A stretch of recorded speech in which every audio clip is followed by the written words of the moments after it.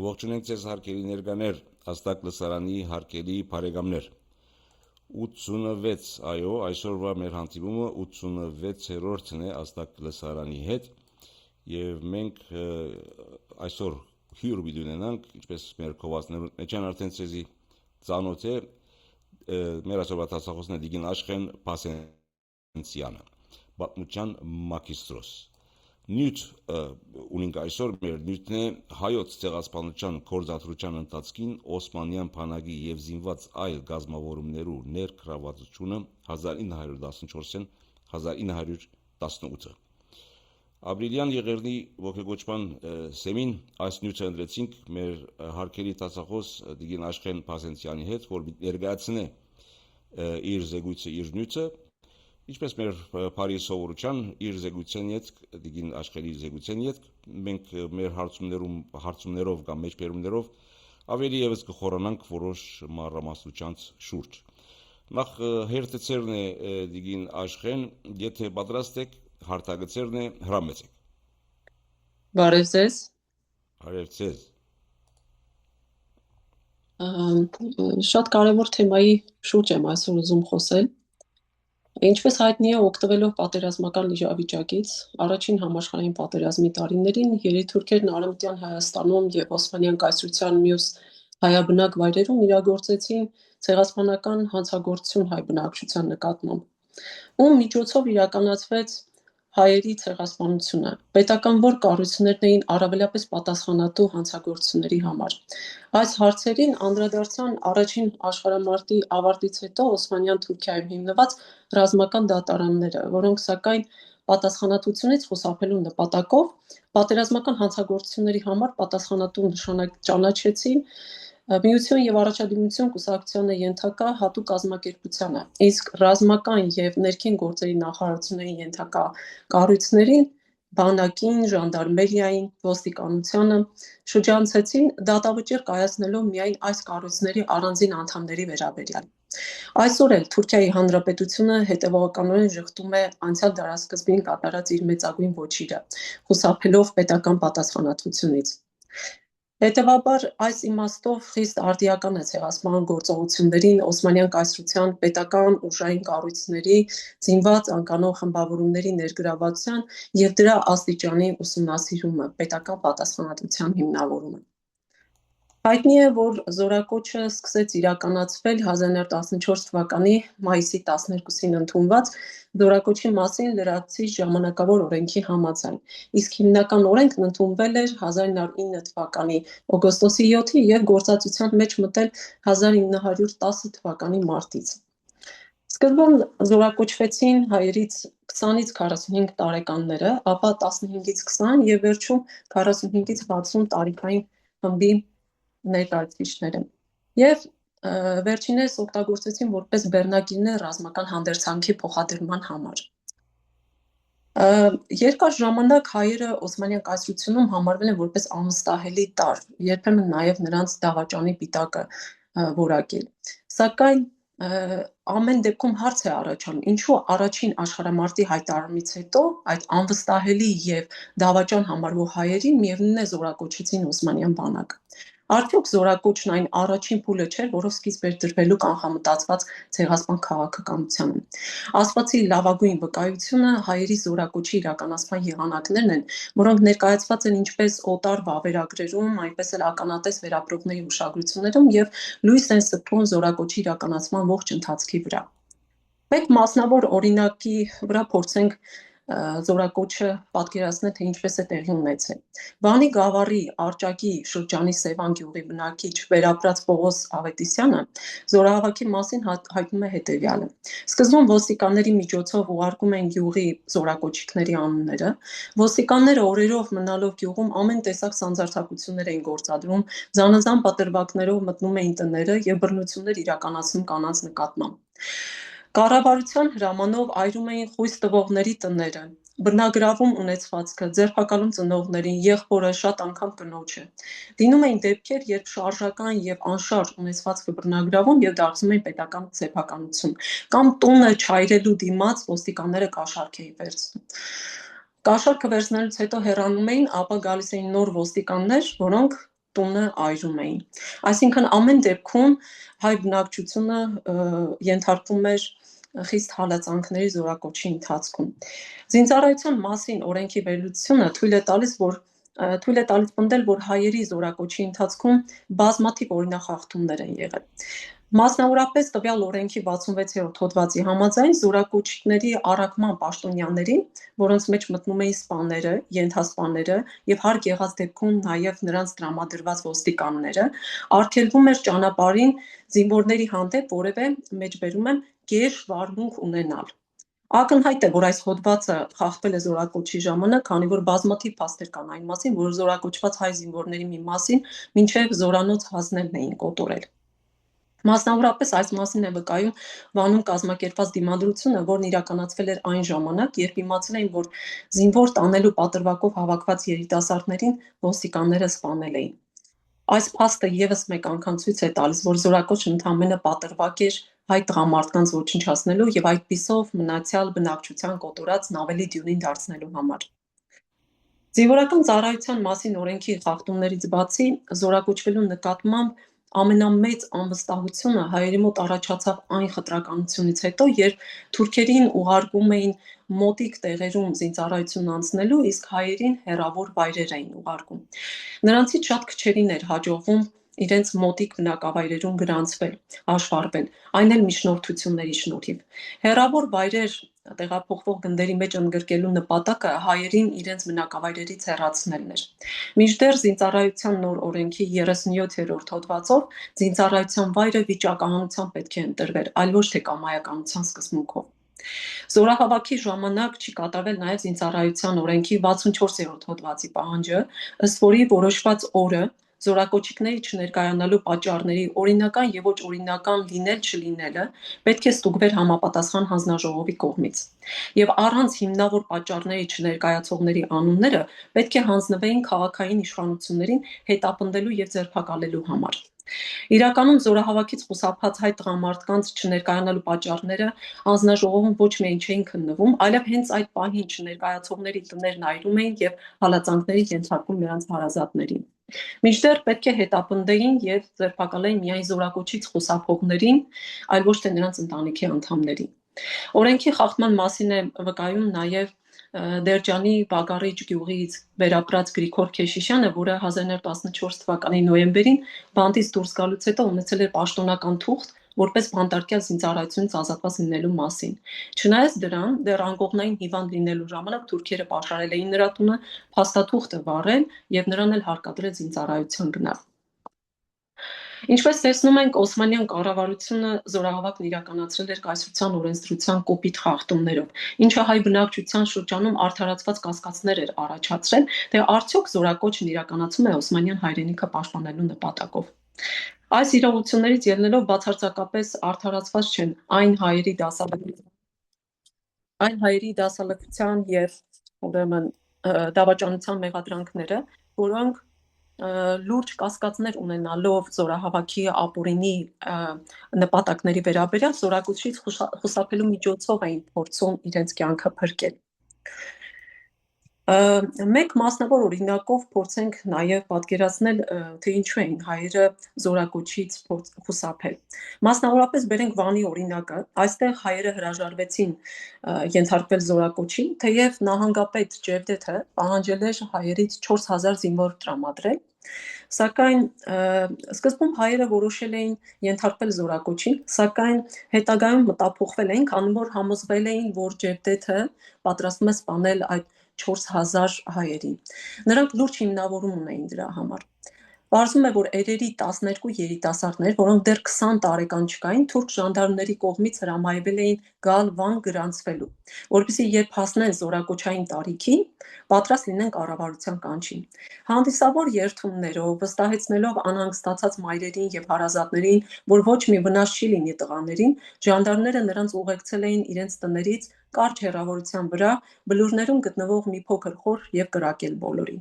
Հետևաբար Վանում եւս հայերի մոտ զորակոչին ենթարկվել նկատվում էր որպես իրենց բնաջնջումը նախապատրաստող գործողություն եւ դրանով էր պայմանավորված Վանի հայերի ընդդիմությունը զորակոչին։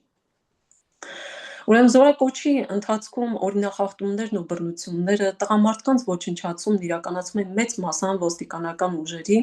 որոշ դեպքերում նաև ժանդարմերիայի միջոցով, իսկ կազմակերպման հիմնական պատասխանատուն պատերազմական նախարարության զորակոչի բաժանմունքն էր։ Օսմանյան բանակում հայ զինվորների գոյությանը սպառնացող ստեղծված անմարդկային պայմանները, հայ զորակոչվածներին կոտորելու լուրերը, իրենց ազգակից զինվորների գնդակահարության ականատես լինելը հարկադրում էին հայ զինվորներին փախուստի դիմել։ Բացի այդ, կառավարության կողմից քրիստոնյա զինվորներից զենքն ու համազգեստը վերցնելը շարքային զինվորների մոտ ընկալվում էր որպես քրիստոնյաների հանդեպ հետագա ավելի դաժան միջոցառումների նախասկիզբ։ Ուստի այդ հանգամանքը ևս ստիպում էր նրանց փախուստի դիմել։ Փախուստի էին դիմում նաև բնակչության կոտորածի սարսափելի տեսարանին ականատես լինելու պատճառով։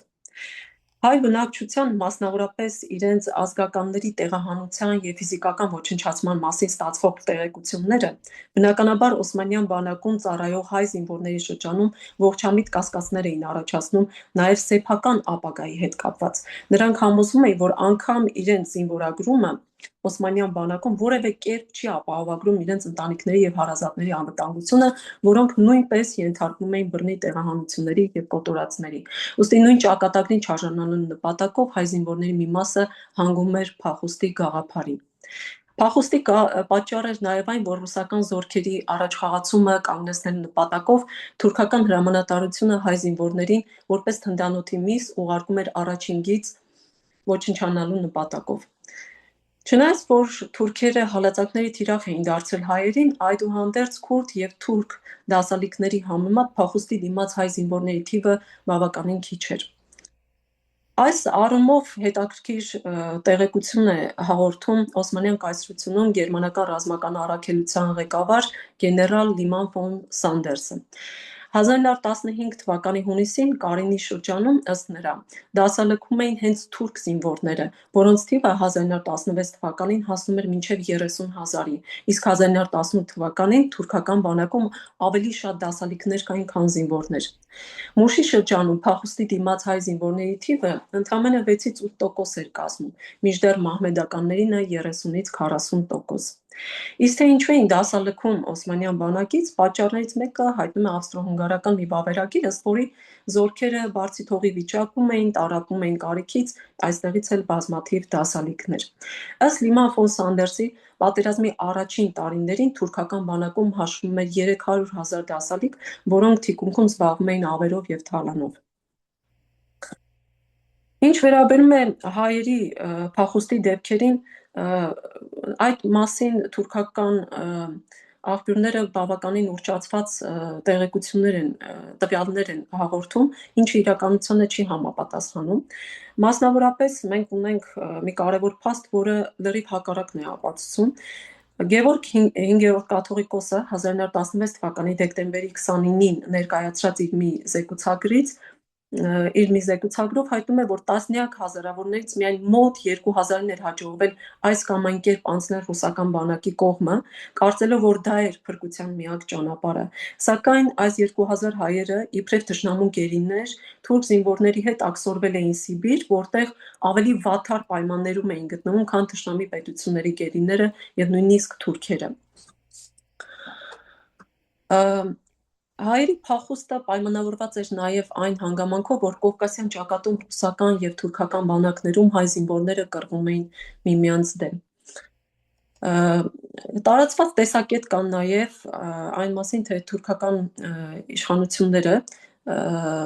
հայ զինվորականությանը սկսել են զինաթափել և ոչնչացնել 1915 թվականի հունվարին Սարիղամիշի ճակատամարտից և ապրիլին Վանի ինքնապաշտպանությունից հետո, երբ Սարիղամիշում օսմանյան ուժերի ջախջախիչ պարտության մեջ մեղադրեցին հայերին, իսկ Վանի ինքնապաշտպանությունը ներկայացրին իբրև ապստամբություն։ Նման տեսակետի տարածման պատճառը հավանաբար պատերազմական նախարարության կողմից 1915 թվականի փետրվարի 27-ին բոլոր զինվորական հրամանատարներին տրված հրամանն էր, որի համաձայն Օսմանյան բանակում ծառայող հայ զինվորներին իրենց զորաբաժիններից դուրս բերելով ծածուկ վայրերում գնդակահարելու էին, իսկ հայ սպաներին բանտարկելու էին մինչև նոր հրահանգ ստանալը։ Զորաբանակի հրամանատարությանը հրահանգվում էր հրամանը ստանալուց 48 ժամ հետո գործադրման մասին զեկուցում կազմել։ Այս հրամանը իհարկե ոչ թե հայ զինվորականության զինաթափման եւ ոչնչացման սկիզբն էր ազդարարում, այլ զանգվածային փուլի մեկնարկը, քանի որ տարբեր աղբյուրներ փաստում են հայերի զինաթափման հրամանի Սարիղամիշի ճակատամարտից առաջ տրված լինելը։ Մասնավորապես կապիտան լեյտենանտ Հանս Հումանի 1914 թվականի հոկտեմբերի 16-ին հաղորդած տեղեկության համաձայն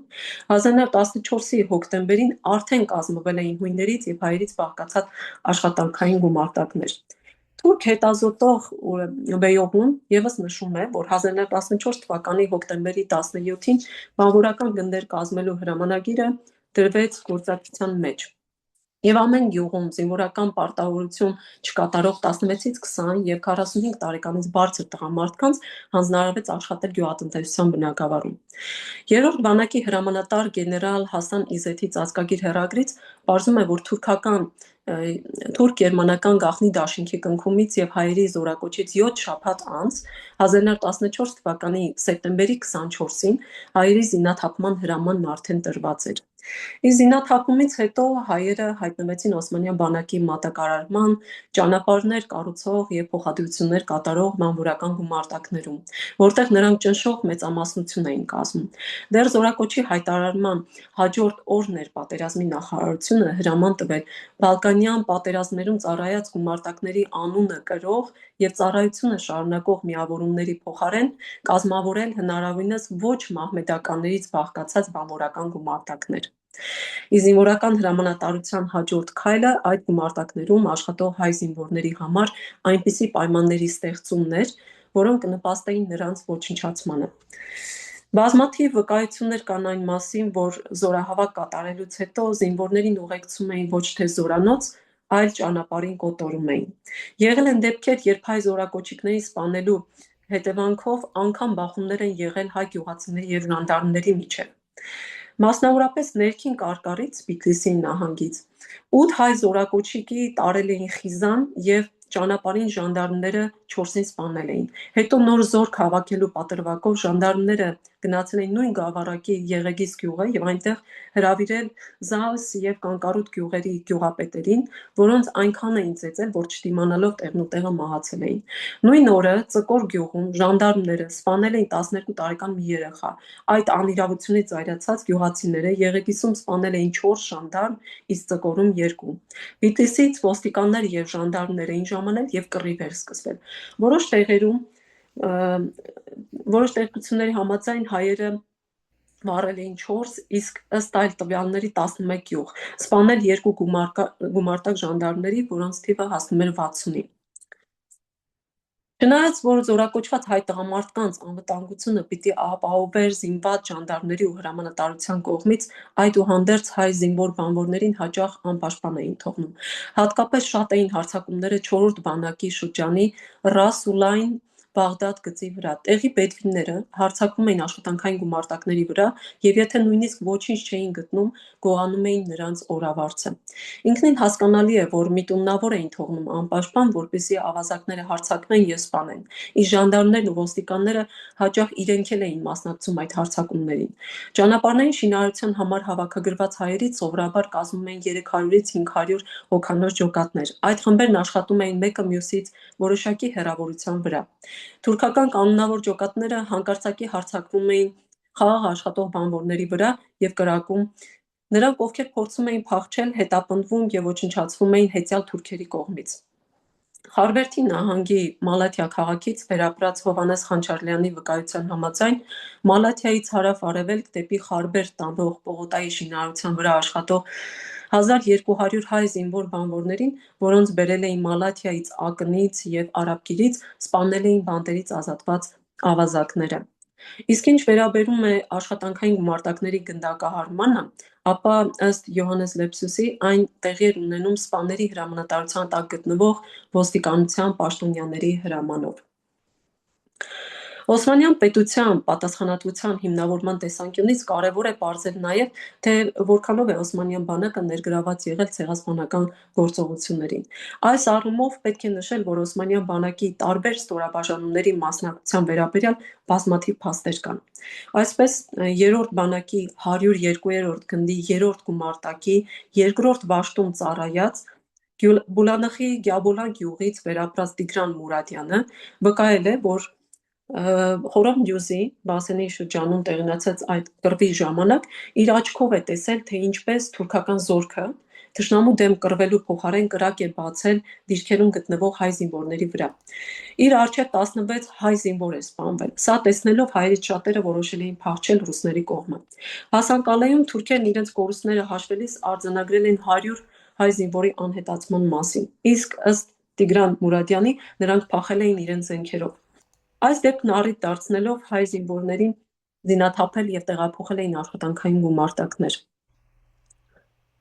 1919 թվականի մարտի 29-ին թուրքական ռազմական տրիբունալում Տրապիզոնի դատավարության երկրորդ նիստի ժամանակ ընթերցվել էր 1916 թվականի սկզբին Օսմանյան երրորդ բանակի հրամանատար նշանակված Վեհիբ Փաշայի ցուցմունքն այն մասին, որ լուր չէր ստացվել Սեբաստիայում հավաքված բանվորական գումարտակների հայ զինվորների Հալեբ հասնելու մասին, չնայած որ նրանց ուղարկելուց 3 ամիս էր անցել։ Նա հարցում է արել 4-րդ բանակի հրամանատար Ջեմալ Փաշայից, որն էլ պատասխանել էր, զինվորներն իր վերահսկողության շրջան չեն մտել։ Այնուհետև Վեհիբ Փաշան զանգահարել էր Սեբաստիայի նահանգապետ Մուամեր Բեյին, որն էլ հայտնել էր Շարաքշլայի և Գյուրունի միջև ընկած տարածքներում իրենց տեղափոխման պաշտոնյա հարյուրապետ Նուրիի կողմից այդ զինվորների սպանվելու մասին։ Վեհիբ Փաշան ձերբակալելով հարյուրապետ Նուրիին, վերջինիս կանգնեցրել է ռազմական դատարանի առաջ։ Դատավարության արդյունքում կայացրած մահապատժի դատավճիռն անհապաղ իրականացվել էր։ Նուրիին կախաղային էին բարձրացրել Սուշեհիրում։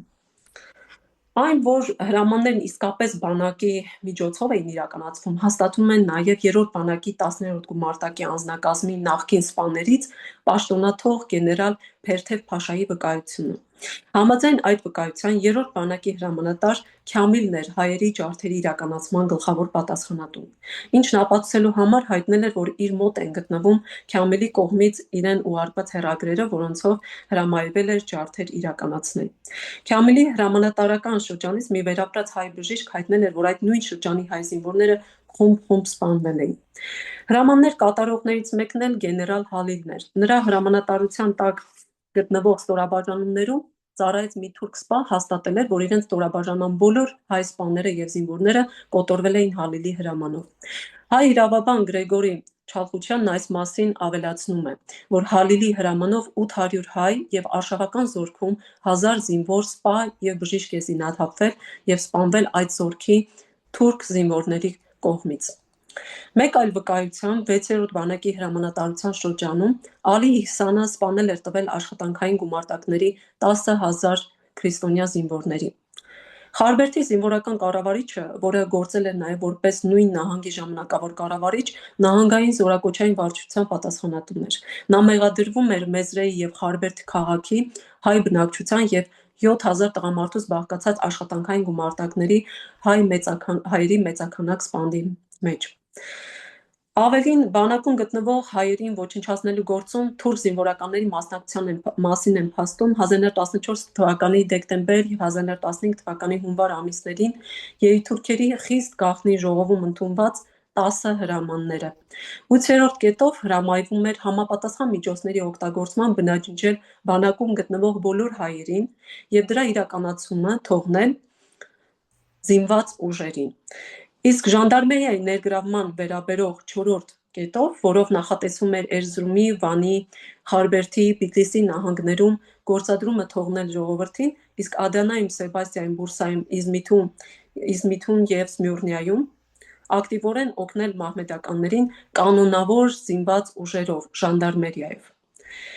Սակայն հարկ է նշել, որ մինչ այս հրամանները տալն էին սկսել զինաթափել և ոչնչացնել բանակում գտնվող հայերին։ Մեր կարծիքով այս 10 պատվիրանները դեռ 1910-11 թվականներին Սալոնիկում երիտուրքերի ժողովներում ընդունված հրամանների կրկնությունն էին, քանի որ երիտուրքերն այս հրամանները, մասնավորապես 8-րդը, արդեն սկսել էին իրականացնել 1915 թվականի հունվարին, մինչև 1915 թվականի հունվարը Իսարիղամիշում պարտությունն իբրև առիթ օգտագործելով զանգվածային էին դարձրել հայերի զինաթափումն ու ոչնչացումը։ Բացի այդ, 1914 թվականի սեպտեմբերին համար 347 շրջապերականի համաձայն բանակում ծառայող հայ զինվորները թուրքերի դեմ շարժման դեպքում պետք է անմիջապես ուժով ճնշվեին, իսկ հանդուգն զինվորները սպանվեին։ Այս երկու հրամաններում բացահայտ խոսվում է բանական և ժանդարմական ուժերի միջոցով հայ զինվորներին ոչնչացնելու մասին։ Թուրքերի դեմ շարժման դեպքում ձևակերպումը նշանակում էր, որ եթե հայ զինվոր-բանվորները փորձեին ընդվզել տաժանակիր աշխատանքների, իրենց համար արհեստականորեն ստեղծված անտանելի դառնալ պայմանների դեմ, որոնք հանգեցնելու էին անխուսափելի մահվան, ապա ուժի կիրառման նրանց հարկավոր էր ոչնչացնել։ Վերոնշյալ փաստերը ցույց են տալիս, որ հայերի նկատմամբ միջոցներ էին ձեռնարկվել և որոշումներ էին կայացվել նախքան 1915 թվականի հունվարին երիտուրքերի գաղտնի ժողովում 10 պատվիրանների ընդունումը։ Որպես հավելում նաև նշենք, որ բանակային ստորաբաժանումներին արտոնություն էր տրվում նաև վերացնելու բոլոր նրանց, ովքեր չէին ենթարկվի կառավարության հրամաններին։ Եթե բնակիչներից որևէ մեկը որևէ կերպ գործեր կառավարության հրամաններին հակառակ կամ մասնակցեր զինված հարձակումների ու խռովությունների, բանակի կայազորների, կորպուսների ու ստորաբաժանումների հրամանատարները պարտավոր էին անմիջապես գործել զինվորական ուժերով խստագույնս ճնշելու նման դեպքերը, իսկ բռնությամբ ուղեկցվող խռովությունների ընթացքում վերացնելու բոլոր օրինազանցներին։ Ժանդարմերիայի և ոստիկանության սպաները ևս ակտիվ մասնակցել են կոտորածների կազմակերպմանը։ Ադանայի նահանգապետ նահանգապետ Ջևդետ Ադանայի ոստիկանական զորքերի հրամանատար Ավնի Բեյի հետ տեղափոխել և կոտորել էր մարաշչի 8000 հայերի, որոնք աշխատում էին Ինթիլիում, Բաղդադի երկաթուղու վրա։ Ավնին նաև Մարաշի տարագրության, Վնդճակ և այլ 3 գյուղերի հայերի ջարդի կազմակերպիչներից էր։ Թե պետությանը ենթակա կառույցները որքանով են մասնակցել տեղահանության կազմակերպմանը և տեղահանվածների բնաջնջմանը, ցույց է տալիս տեղահանության հրամանների փոխանցման ուղին։ Տեղահանության հրամանները տրվում էին բանակի գլխավոր հրամանատարներին, ապա նրանք այդ հրամանները փոխանցում էին նահանգապետերին, գավառների և գավառակների կառավարիչներին, որոնք չնչին բացառությամբ պատրաստակամորեն ձեռնարկում էին հրամանների իրագործումը։ Իսկ տեղահանությունն իրականացվում էր զորահավաքի հայտարարումից հետո կազմված շարժական ժանդարմերիայի ստորաբաժանումների կողմից։ Ցեղասպանության ընթացքում ոստիկանության, ժանդարմերիայի, բանակի և հատուկ կազմակերպության գործողությունների ղեկավարումն իրականացվում էին երկու պետական կառույցների՝ ներքին գործերի և պատերազմական նախարարությունների կողմից։ Ուժային կառույցներից բացի, նրանց վերահսկողության ներքո էին գտնվում նաև երկրի առավել զարգացած հաղորդակցության միջոցները՝ հեռագրական և երկաթուղի ցանցը, որն էլ երիտուրքական կուսակցությանն իր նպատակն իրականացնելու մեծ հնարավորություն էր տալիս։ Փաստորեն, տեղահանության կազմակերպման և կոտորածների իրականացման համար պատասխանատու էին բանակի, ժանդարմերիայի և ոստիկանության հրամանատարությունը, նահանգների կառավարիչները, հատուկ կազմակերպության ղեկավարությունը, որոնց գործողությունները համակարգվում էին Միություն և Առաջադիմություն կուսակցության կենտրոնական կոմիտեի կողմից։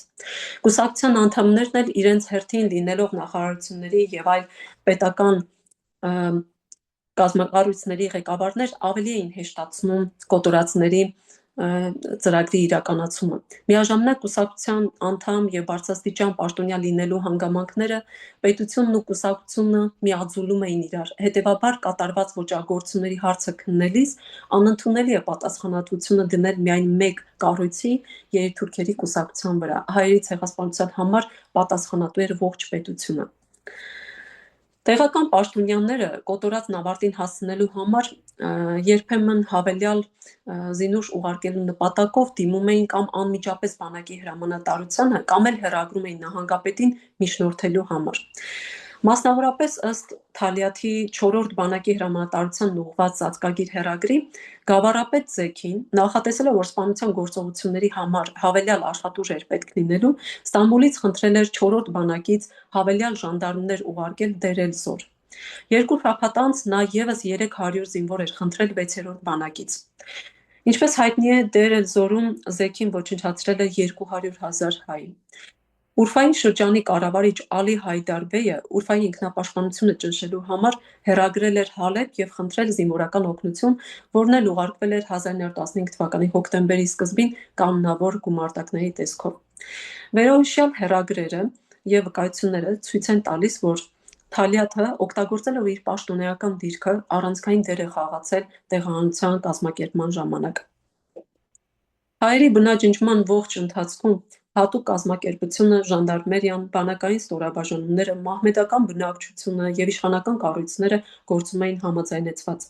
Հատուկ կազմակերպության Կոսմոնոպոլիսում ստեղծված հատուկ կոմիտեն ցեղասպանության ծրագրի իրագործման վերաբերյալ տեղի իշխանություններին հրահանգներ տալու, նրանց գործողությունները վերահսկելու, հրահանգների կատարման պատասխանը պահանջելու որոշակի լիազորություն ուներ։ Որոշ նահանգապետերի եւ գավառների կառավարիչների Տրապիզոնի, Էրզրումի, Բողազլյանի, Անկարայի, Կայսերի, որոնք հատուկ կազմակերպության անդամներ էին, հրահանգները տրվում էին բանավոր։ Սակայն նահանգապետերից ավելի բարձր դիրք զբաղեցնող բանակի հրամանատարներին, զինվորական ստորաբաժանումներին կամ բարձր պետական հիմնարկություններին իրավունք չուներ գրավոր կարգադրություններ տալու։ Տեղահանության կազմակերպումը պահանջում էր բոլոր իշխանական կառույցների համագործակցություն։ Սակայն տեղահանվածների կոտորածի ժամանակ հատուկ կազմակերպությանը, զինվորական ստորաբաժանումների հրամանատարները ռազմական ուժով օգնելուց հրաժարվում էին։ Մասնավորապես 3-րդ եւ 4-րդ բանակների հրամանատարներ Ջեմալը եւ Վեհիբը հրաժարվել էին ընդունել հատուկ կազմակերպության հրահանգները, դրանք համարելով բանակի ներքին գործերի միջամտություն։ Նման դեպքերում հատուկ կազմակերպությունը դիմում էր պատերազմի նախարարությանը, որտեղից էլ հրահանգները տրվում էին հրամանատարներին։ Հատուկ կազմակերպության եւ այլ իշխանական կառույցների, պետական հիմնարկությունների միջև փոխգործակցությունն ապահովելու համար ստեղծվել էր հատուկ հանձնաժողով, որը գտնվում էր ռազմական նախարարության վերահսկողության տակ եւ դրա կազմում կային ներքին գործերի նախարարությունից, ռազմական նախարարությունից եւ միություն եւ առաջադիմություն կուսակցության կենտրոնական կոմիտեից պաշտոնատար անձինք։ Լիազորությունները տալիս էր ռազմական նախարարությունը, հանձնաժողովի անդամները նամակագրություն էին հաստատում եւ ապահովում կապը տարբեր պետական կառույցների եւ կազմակերպությունների միջև։ Իհարկե, բանակային ուժերի օգտագործումը ցեղասպանական գործողությունների ժամանակ նորույթ չէր Օսմանյան կայսրության հպատակ ժողովուրդների նկատմամբ կիրառվող մեթոդների ցանկում։ Մենք այդ կառույցի օգտագործման բազմաթիվ դեպքեր տեսնում ենք 1894-96 թվականների Համիդյան ջարդերի ժամանակ։ Այդուհանդերձ հարց է առաջանում, թե արդյոք բանակի ստորաբաժանումները հրաման ստացել էին կոտորածների մասնակցելու։ 1919 թվականի փետրվարի 11-ի ելիթուրքերի դատավարության 7-րդ նիստում վկա Հալիլ Ռեջային նշել էր, որ բանակի հայերի տեղահանության գործին չմիջամտելու մասին հրաման էր ստացել Էնվեր Փաշայից։ Նույն խոստովանությունը կրկնել էր մարտի 26-ի 14-րդ նիստին։ Նման բովանդակությամբ էր նաև մեկ այլ վկա Ահմեդ Էսադի անգլիացիներին հանձնած փաստաթղթերից մեկը, ըստ որի հայերի տեղահանության ձևերն ու պատասխանատվության հարցը քաղաքացիական լիազորների հետ է կապված։ Քաղաքացիական ղեկավարներն այս առումով չէին միջամտելու եւ միայն պահանջելու դեպքում էին օգնելու։ 1919 թվականի մայիսի 5-ին Տրապիզոնի դատավարության 16-րդ նիստին զինվորական կայազորի հրամանատար Ավնի Փաշան նշել էր, որ պատերազմական նախարարությունից նահանգապետի գործերին չմիջամտելու հրաման էր ստացել։ Կոտորածն էլ չեթեների, այսինքն ավազակների կողմից քաղաքից դուրս էր իրագործվել։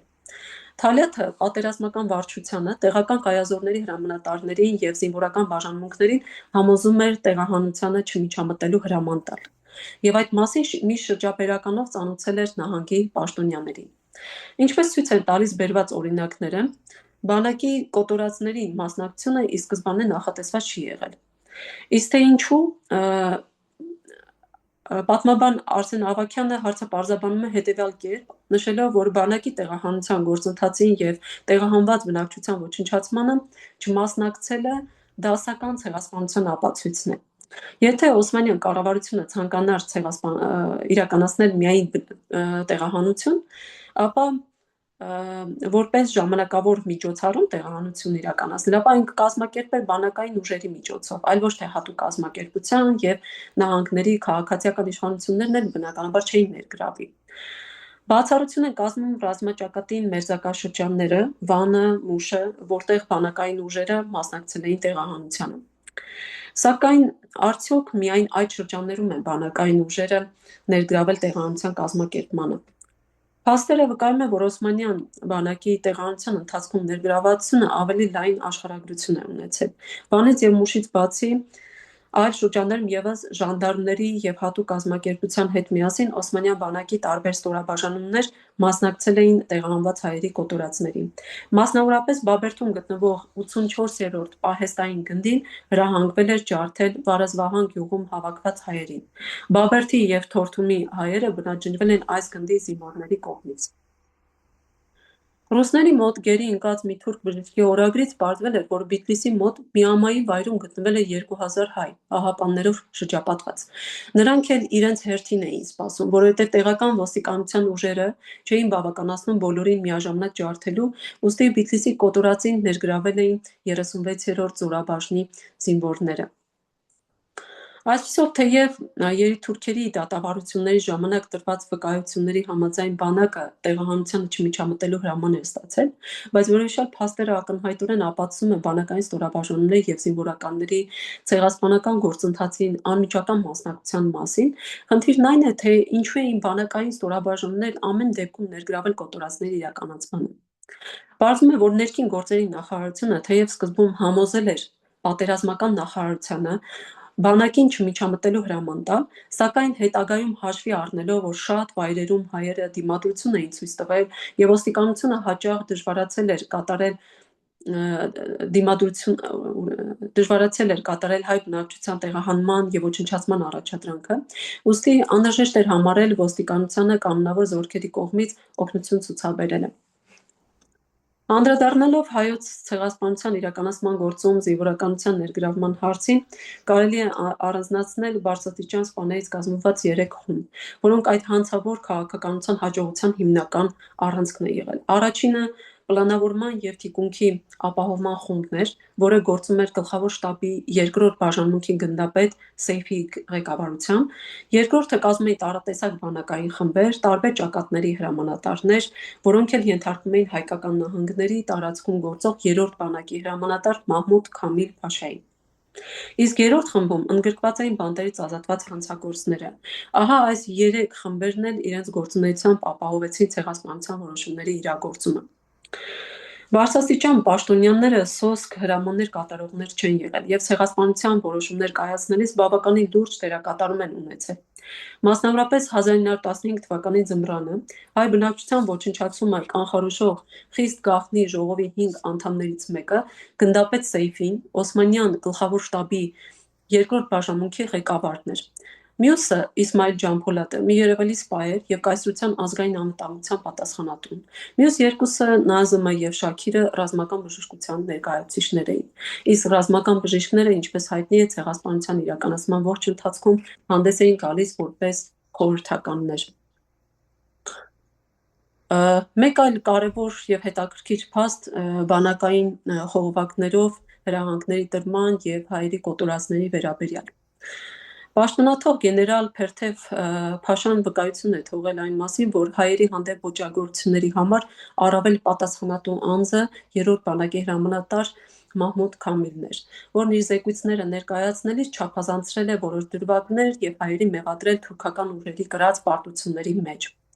Փերթև Փաշան փորձում էր արտահայտել, որ հայերի ջարդերի իրականացման մեջ ինքն անձնական պատասխանատվություն չունի, քանի որ պահպանել է Քամիլի կողմից իրեն ուղարկված հեռագրերը, որոնցով հրամայվել էր ջարդեր իրականացնել։ 1919 թվականի ապրիլի 5-ին եւ ապրիլի 30-ի զորակոչային վարչության ղեկավար Նեջմեդինը եւ մեկ այլ սպա Էթեմը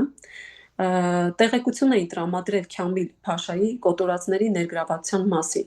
Խոսքը երիտթուրքերի դատավարությունների մասին է։ Իսկ 2-րդ բանակային կորպուսի Խարբերդի շրջանի հրամանատարի տեղակալ Սուլեյման Ֆահիկ Փաշան դատավարությանը ներկայացրել էր մի փաստաթուղթ, որը պարունակել էր Քամիլ Փաշայի հայերին տեղահանելու հրամանը։ Փաստաթղթի առկայությունն իր զեկույցում հաստատել էր գերմանացի սպա Շտանգեն, նշելով, որ Ֆահիկ Փաշան իրեն անձամբ ասել էր, որ տեղեկության տեղահանության հրամանը ստացել էր Քամիլ Փաշայից։ Իր շրջանում ջարդերը համակարգվել էին Հիլմի բեյի, Բեհայեդին Շաքիր բեյի, Էրզրումից պատգամավոր Սեյֆուլլահ բեյի, ինչպես նաև ոստիկանապետ Հոլուսի բեյի և Մահմուդ Քամիլ Փաշայի կողմից։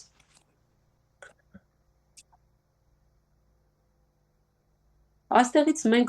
կարող ենք եզրակացնել, որ չնայած տարածված տեսակետին, թե տեղահանված հայերի ոչնչացումն իրագործել են հատուկ կազմակերպության ջոկատները, իրականությունը այս տեսակետը չի համապատասխանում։ Իրականում այդ գործում ներգրավված են եղել նաև ժանդարմերիա և բանակի ստորաբաժանումները, որոնք հատուկ կազմակերպության ուժերի բավարար չլինելու պատճառով ուղարկվում էին համապատասխան վայրեր կոտորածն ավարտին հասցնելու համար։ Ընդ որում, տեղահանված հայերի կոտորածներին մասնակից են եղել նաև հատուկ կազմակերպության այն ջոկատները, որոնք դրված են երրորդ բանակի հրամանատարության տակ։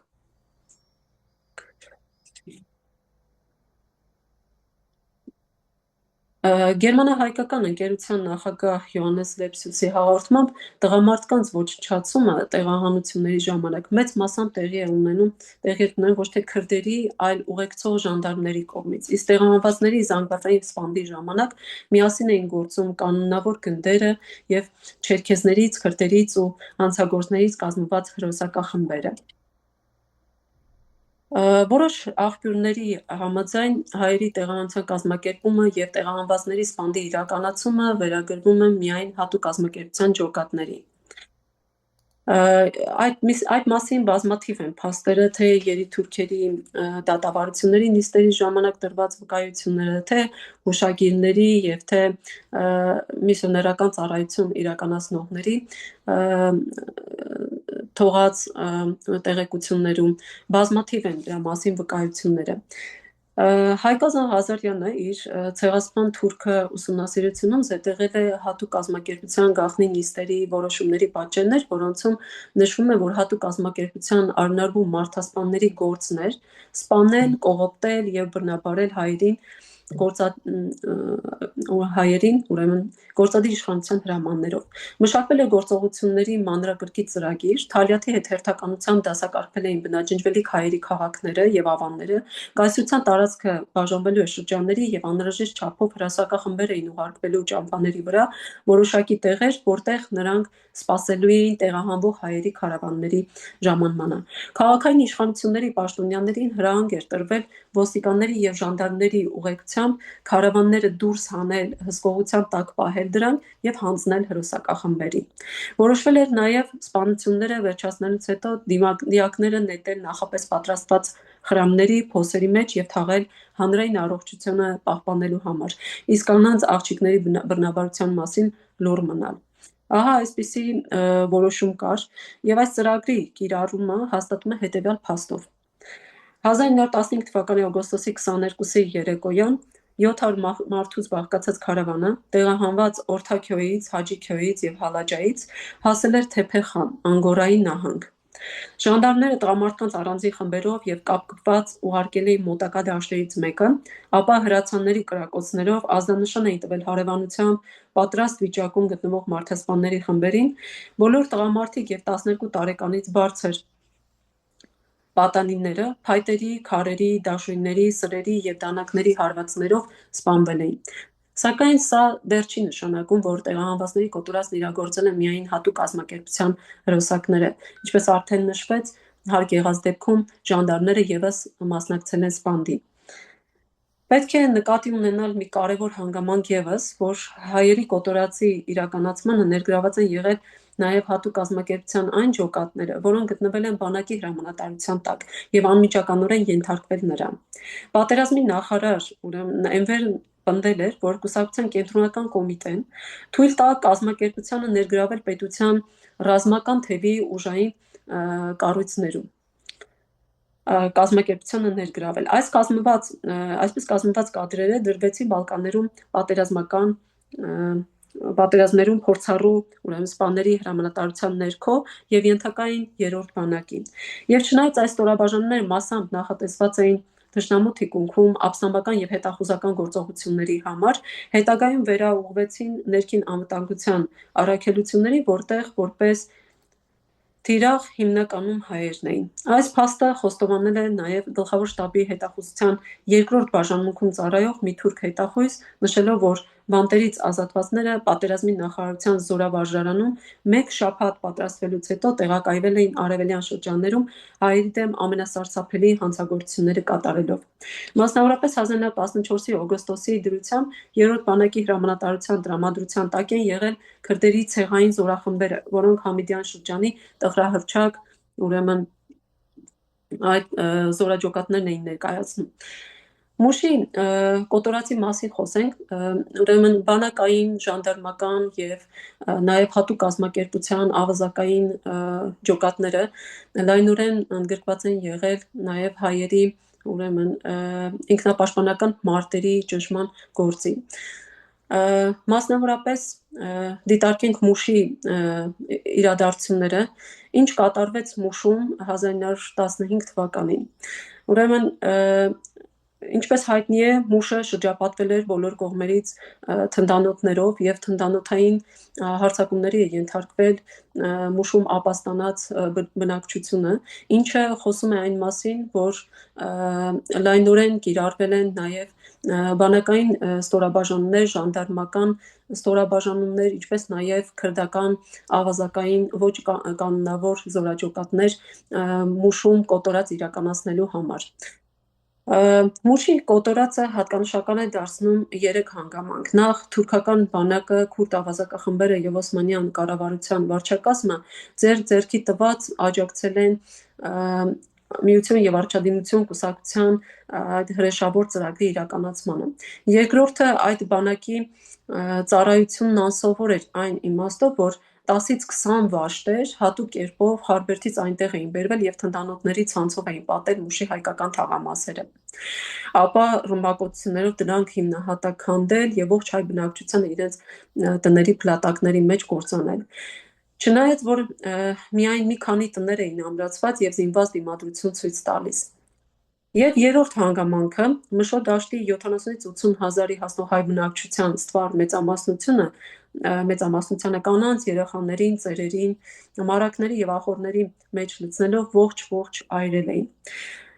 Իդեպ այս կոտորածների մասնակցած զինվորական հրամանատարներից ոմանք քեմալական շարժմանը մասնակցելով բարձր դիրքերի հասան, ինչպես Քյազմ Օզալփը, Քյուչուկ Քյազմը, փոխգնդապետ Վեյսին էին։ Քյուչուկ Քազմը նրա ջարդարար վաշտն անգամ ստացել էր մսագործների վաշտ անվանումը, քանի որ հայերին մորթելու գործում մեծ արդյունավետություն էր ցույց տվել։ Ուրեմն ինքնապաշտպանության սկզբում թուրքական կողմի ռազմական ուժը Ուրֆայում ներկայացնում էին ընդամենը 70-ից 80 ժանդարմներ, որոնք միայնակ անզոր էին ճնշելու հայերի ինքնապաշտպանությունը։ Այդ պատճառով հոկտեմբերի 1-ին Ուրֆա ուղարկվեց առաջին ռազմական օգնությունը մեկ գումարտակ, որը եւս չկարողացավ որևէ լուրջ հարձակում գործել։ Ըստ Ուրֆայում գերմանական առաքելության ներկայացուցիչ Բրունո Էքհարտի, այն արաբ զինվորներից կազմված մի գումարտակ էր մի քանի թնդանոթներով, որոնք ուղարկվել էին Ուրֆայի գավառապետի զինվորական օգնության խնդրանքով Հալեբ հեռագրելուց հետո։ Ուրեմն բանակի ստորաբաժանումների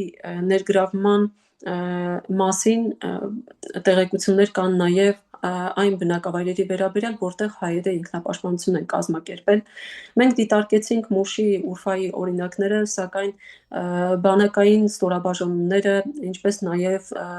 թնդանոթների կիրառության դեպքեր մենք հանդիպում ենք նաև Վանի ինքնապաշտպանության ժամանակ, Շապին Կարահիսարի ինքնապաշտպանության ժամանակ, Մուսա Լեռան հերոսական դիմադրության ժամանակ, ինչը ակնհայտ ցույց է տալիս, հենց թնդանոթների կիրառման հանգամանքը ցույց է տալիս, որ թուրքական բանակից առանձնացվել էին ստորաբաժանումներ, որպեսզի կարողանան ճնշել հայերի դիմադրությունը այդ բնակավայրերում։ Ինչ խոսք Թուրքիայի համար առավել կարևոր էր առաջին աշխարհամարտի ժամանակ ռազմաճակատներում հաջողություններ գրանցել եւ բանակային ստորաբաժանումները առանձնացվել եւ ռազմաճակատից բերվել էին հայկական բնակավայրեր ինքնապաշտպանությունները ճնշելու, քանի որ տեղի ուժերով, այսինքն ժանդարմերիայի, ոստիկանության, քրդական զորաճոկատների միջոցով հնարավոր չէր եղել ինքնապաշտպանությունների ճնշումը, քանի որ հայերը բավականին հուժկու դիմադրություն էին ցուցաբերել։ Եթե փորձենք ամփոփել ասվածը, ցեղասպանության բոլոր փուլերի ընթացքում մենք տեսնում ենք պետական ուժային կառույցների, ոստիկանության, ժանդարմերիայի, բանակային ստորաբաժանումների, ինչպես նաև երրորդ բանակի հրամանատարության տակ դրված հատուկ կազմակերպության ջոկատների մասնակցության բազմաթիվ դեպքեր։ Ուրեմն այս բոլոր կառույցները համագործակցելով միմյանց հետ իրականացրել են հայերի կոտորածը։ Քանի որ սրանք պետական կառույցներ են, սա ենթադրում է նաև թուրքական պետության պետական պատասխանատվություն։ Որքան էլ թուրքական կողմը փորձի հողում կատարել 1919 թվականի հուլիսի 5-ի երիտուրքերի դատավարությունների դատավճռին, որով փորձ էր արվում ցույց տալու, որ հայերի կոտորածների իրականացման մեջ առավելապես պատասխանատու կառույցը հատուկ կազմակերպությունն է իր զորաջոկատներով, միևնույն է, անառարկելիորեն փաստերը վկայում են այն մասին, որ թուրքական պետական կառույցները ունեցել են իրենց մասնակցությունը հայերի ցեղասպանության իրականացման բոլոր փուլերի ընթացքում։ Դերևս այսքանը, փորձեմ մնացյալ հարցերի վերաբերյալ խոսել ձեր տրված հարցերի շրջանակներում։ Շատ լավ, շնորհակալություն շատ Տիգին Աշխեն։ Հերթը ծերն հարկերներ ծեր հարցումներով կամ մեջբերումներով ավելի եւս խորանանք մանրամասնենք որոշ ենթաբաժանումներ, եթե ճիշտ ասի։ Տիգին Աշխեն, մինչև մեր հարկերները իրենց հարցերը պատրաստեն իրենց մտքերի մեջ, ես ունեմ մի հատ հարց, այսքան դեղեցություն բնականաբար բոլորն վավերական աղբյուրներ ունեն եւ նշեցիք, շատ է նշեցիք։ Այս իմաստով բնակիրներու հանդիպած եք, այդ հրանքների եւ այլնի բնակիրներու հանդիպած եք, մեկ, երկրորդ որոշ գործակցություն ունեցած եք այս թեզը պաշտպանող թուրք պատմակետների հետ։ Շնորհակալություն հարցերի համար։ Ինչ վերաբերում է ցեղասպանության հրամաններին, այո, դրանց բնագրերը եւ դրանց բնագրերից արված պատճենները արկա են գրականության էջերում, դրանք հասանելի են հետազոտողներին։ Մի օրինակ վերեմ, օրինակ Վեհիբ Փաշայի վերաբերյալ կա այդպիսի բնագիր 10 հրամանները երիտուրքերի գաղտնի նիստերում ընդունված, Այհան Աքթարը, թուրք հետազոտող, ինքը եւս մեջբերում է եւ հղում է կատարում Օսմանյան արխիվներից հանված բազմաթիվ փաստաթղթերի, ինչպես նաեւ հրամաններ, որոնք մասնավորապես մեկ հրաման մեջբերեմ 1914 թվականի օգոստոսին տրված հրամանը, որով նախատեսում էր արդեն կազմել աշխատանքային գումարտակներ։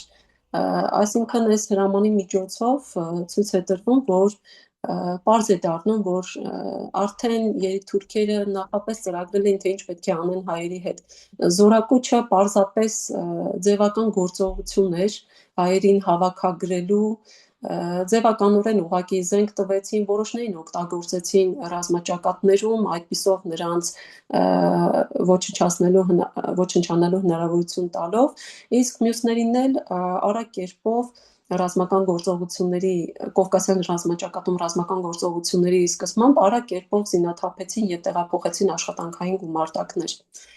Իհարկե չի կարելի ասել, որ բոլոր զինվորներն են զինաթափվել, որոշների դեռևս շարունակում էին պահել բանակի ստորաբաժանումներում, օգտագործելով նրանց կարողություններն ու հմտությունները։ Ուրեմն բնագրեր, այո, գրականության էջերում կան, մասնավորապես վերջերս հայերենով լույս տեսան նաև Երուսաղեմի պատրիարքական արխիվի նյութերը, որտեղ կան լուսապատճեններ այդ բնագրերից արված։ Դրանք վկայությունն են այն մասին, որ ցեղասպանությունը իսկապես հրահանգվել է թուրքական պետական իշխանությունների կողմից։ Թուրք պատմաբանների հետ առնչություն չեմ ունեցել, հետաքրքիր կլիներ նրանց հետ շփվել, բայց չի ստացվել այդ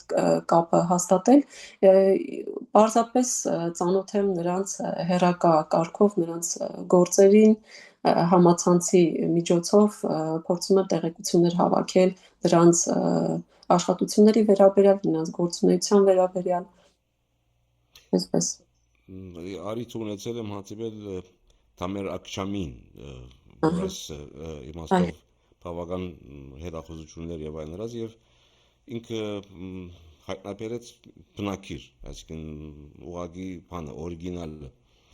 հրահանգներ են մեկը եւ այդ իմաստով քիրքալ ունի։ Երանի այո, կրնակ գապ հաստատել եւ այո։ ծեր դերակցությունները, իր դերակցությունները կամ բաները դվյալները համացրել շատ ավելի վավերագրական Տաներ Ակչամը նաև նրա վերջին գիրքը հրատարակվեց հայերենով, սպանության հրամանները, այո որտեղ այո, ինքը եւս օգտագործել է բնագրերից լուսապատճենները եւս կան, եւ ես ինքս իմ աշխատանքում դրանց հղում տվել եմ, այո։ այդ զորույցի ժամանակ ինքը սավ այն adեն արդոների չէր սավ եւ ըստ երևույթին այդ բնակիրներու զդման process-ը տեղի ունենա ինքը սավ ինձի այդպես սավ բայց քոնե մի հատը կարելի էր կամ գդել էր կամ այդպես բան Տավ բարոն Վասկեն Կավրակյան գերտեսպան քրարման միջոցով շնորհակալություն գայտնեց ցեզի եւ կհարցնե Ենիչերիներու մասնակցության մասին կարելի է լսել Մեզ հայտնի է, որ ենիչերիական գնդերը վաղուց արդեն կազմացրված էին դեռ 19-րդ դարում եւ ենիչերիների մասնակցությունը առաջին աշխարհամարտի ժամանակ դիտարկել հնարավոր չէ, այդպիսի գնդեր գոյություն չեն ունեցել։ Լայնորեն կիրառվել են քրդական Համիդիե նախկինում հայտնի Համիդիե գնդերը, որոնք Համիդյան ջարդերի ժամանակ հիմնական կատարողներն են եղել ցեղասպանական գործողությունների, նաև բանակի ոստիկանական ուժերի հետ միասին։ Ենիչերիական գնդերի մասին չեն կարող խոսել առաջին աշխարհամարտի տարիներին։ Մենք պարզապես կարող ենք ուղղակի համեմատություն կատարել առաջին աշխարհամարտի ժամանակ կատարված զորակոչի եւ նաեւ Դևշիրմեի հետ իսկ մենք գիտենք որ այդ Դևշիրմեի ժամանակ տղայաժողովի ժամանակ այո քրիստոնեական ընտանիքներից փոքր տղաներին ուղղակի հավաքագրում եւ կտրում էին իրենց քրիստոնեական միջավայրից տանելով նոր զորք ենիչերիական գնդեր եւ հետագայում ուղղում էին հենց իրենց քրիստոնեական բնակչության դեմ արտավանքների կամ այլ ռազմական գործողությունների պատերազմների ժամանակ այս երկու զորակոչեր կարող ենք նաև ասել երկուսի դեպքում էլ այս երկու զորակոչերը բավականին ընդհանրություններ են ունեցել երկուսի դեպքում էլ մենք տեսնում ենք նույն մեթոդները բռնությամբ ուղղակի տեղափոխել են բանակ մանկահասակ երեխաներին մահմեդականացնելով ենիչերիական զորքեր, իսկ առաջին աշխարհամարտի տարիներին այդ տղամարդկանց բռնությամբ տեղափոխել են կամ աշխատանքային գումարտակներ կամ բանակի ստորաբաժանումներ։ Իսկ նույն հարցի հետ առնչված բաշի բոզուկների մասին լսել եք այս տերմինը եզրը Այո ես իմ կարծիքս է որ թուրքական կառավարությունը այսպիսի քունթեր իբրև թե ոչ օրինական եւ այլն այս աղդոտ կորձ իրենց կանցնեն եւ որովհետեւ հետակայնեցեն որ մենք այնտեղ ոչ մեկ առնչություն ունենք կամ գաբ ունենք այս մասին կարելի է քիչ մարմնացնել այդ բաշի բոզուկ կոչվածները դրանք անկանոն գումարտակներ են եղել, որոնց շարքերում ընդգրկված են եղել հիմնականում քրդեր, չերքեզներ եւ նմանատիպ հանցագործ տարրեր, որոնք բանտերից ազատված էին, ինչու են հատկապես նրանց ներգրավել, որովհետեւ արդեն իսկ հանցագործություններ կատարելու, սպանություններ կատարելու փորձ են ունեցել եւ նրանք շատ ավելի արդյունավետ կիրականացնեին ցեղասպանության կոտորածների հրահանգները։ Ուրեմն այս բաշիբոզուկ կոչվածները իմ պատկերացմամբ նրանք այն անկանոն զինված կազմավորումներն էին, որոնք հատուկ կազմակերպության ենթակայության տակ էին դրվել եւ հրահանգները միություն եւ առաջադիմություն կուսակցության կենտրոնական կոմիտեից գալիս էին եւ տեղերում այս բաշիբոզուկները, այդ չեթեական ավազակախմբերը իրականացնում էին։ Ես խոսեցի նաև երրորդ բանակի հրամանատարության տակ դրված հատուկ կազմակերպության ջոկատների մասին։ Ինչպես հայտնի է, հատուկ կազմակերպությունը ունեցել է ջոկատների երկու խումբ՝ քաղաքացիական եւ ռազմական հարցերով զբաղվելու համար, բայց փաստեր կան այն մասին, որ այս երկու թևերը զբաղվել են ռազմաճակատի հատվածում հատկապես հայերի կոտորածների իրականացմամբ, այսինքն թուրքական իշխանությունները նույնիսկ կիրառել են չնախատեսված միավորումներ հայերի կոտորածները ավարտին հասցնելու համար, քանի որ եղած ուժերը չեն բավարարել կոտորածը ավարտին հասցնելու։ Ուրեմն իմ պատկերացմամբ այդ բաշիբոզուկ կոչվածները հենց հատուկ կազմակերպության ենթակայության տակ դրված ավազակախմբերն են եղել, որոնց մի հետաքրքիր տեղեկություն էլ կա, որ այդ խմբերին երբեմն հայ բնակիչները իրենց հուշագրություններում այդ խմբերին երբեմն շփոթում են ոստիկանների, ժանդարմների կամ բանակի զինվորների հետ, քանի որ այդ ավազակներին տալիս էին նմանատիպ ուրեմն հագուստ, այսինքն զինվորական ֆորմային տալիս կամ ասենք ժանդարմների, ոստիկանության իրենց պաշտոնական համազգեստն էին տրամադրում, որպեսզի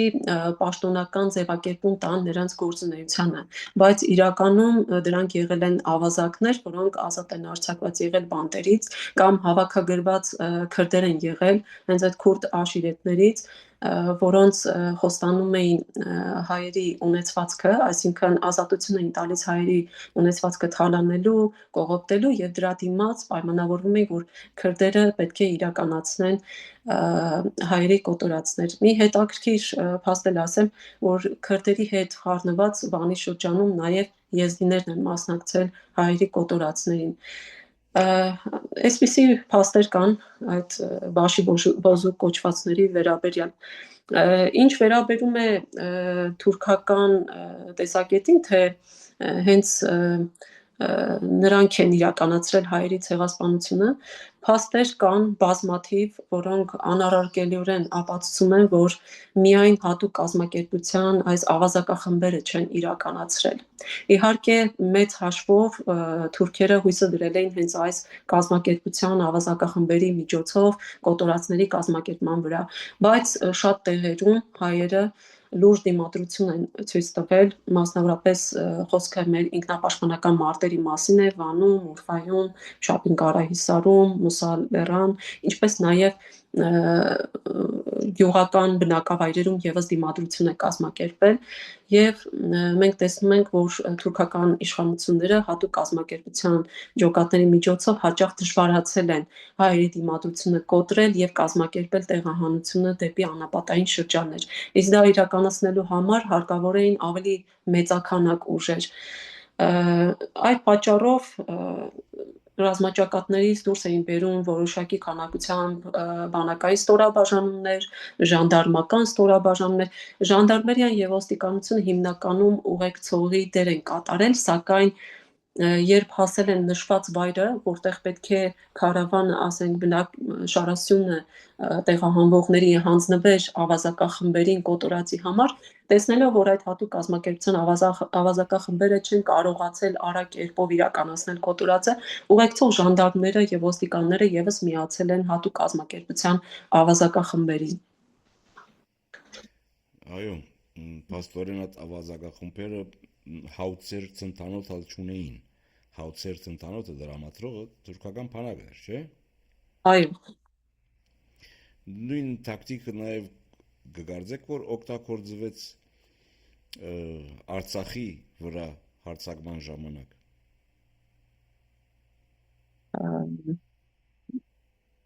Այստեղ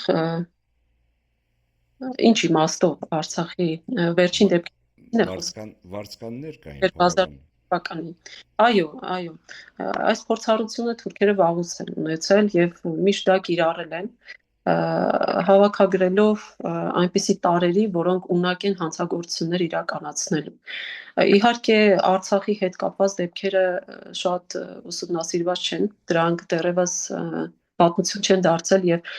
հետազոտողին շատ հնարավորություն չեն ընձեռում փաստերի մեջ խորամուխ լինելու, բայց այո, որոշ դեպքեր լսել եւ տեսել եմ, որ իրենք օգտագործել են իրենց հատուկ ջոկատայիններին, լավ պատրաստված հանցագործների նույնիսկ, որոնք ավելի լավ կարող են իրականացնել իրենց գործը, իրենց ծրագրածը։ Եվ Թուրքիայից ուղարկված։ Այո։ Շատ լավ։ Հարցեր, հարգելիներ, եթե չկան, մենք այսքանով պիտի բավարարվենք։ Եթե կան, խնդրեմ, չեմ աջակցեմ։ Ամենանդեպս, ես իմ կարգին մեծ շնորհակալություն կհայտնեմ ցեզ Տիկին Աշխեն, ասկան լայնածավալ խորունկ ուսումնասիրված աշխատանքի համար։ Տիկին Աշխեն, ես կկարծեմ ձեր դոկտորական թեզը պատրաստ է, հա, ինչ կսեք։ Այո, դիմել եմ արդեն այդ նպատակով։ Նույն այս թեմայով։ Այո, ասելիքը իհարկե շատ է եւ շատ դժվար է սեղմել խոսքը, սեղմ արտահայտվել։ Անշուշտ ատենախոսության միջոցով ավելի շատ բան կկարողանամ ներկայացնել գիտական հանրությանը։ Շատ բարի։ Մենք շատ շնորհակալ ենք Տիկին Լիզան Ալցեզի շնորհակալություն կհայտնե։ Նմանապես շնորհակալ։ Մենք կբաժնվենք վերադեսնվելու հույսով, այդպես չէ՞։ Շնորհակալ եմ ձեզ։ Իսկ մենք բարի սովորություն ունենք Տիկին Աշխեն շնորհակալություն հայտնելու, ուրեմն մեր ներկաները ձախողություններով ցեզի շնորհակալություն կհայտնեն։ Չեմ կերել թե պատկերը կտեսնեք, հա։ Ցայնը գրնալա չլսեք, բայց պատկերը կտեսնեք։ Շնորհակալություն իսկապես այսքան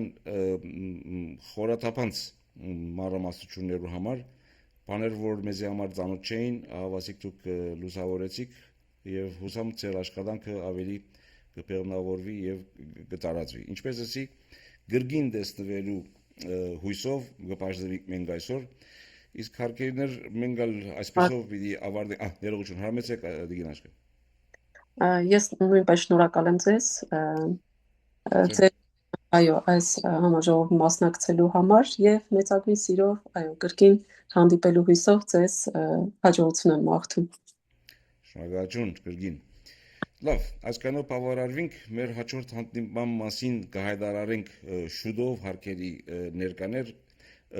սակայն մեկ բան կրնանք հայտարարել, որ մեր հաջորդ հանդիպումը ըստ երևույթին Լիբանանի ժամը 7-ին պիտի լա հետ այսու նկատի ունենալով ամառնային ժամանակացույցը եւ այլն։ Որովհետեւ շփոթ չստեղծենք այս բարակային այսօրվա մեր հանդիպումը բայեցինք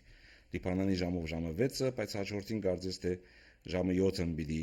ընդունենք գերշահանետ այդպես մտածեցինք։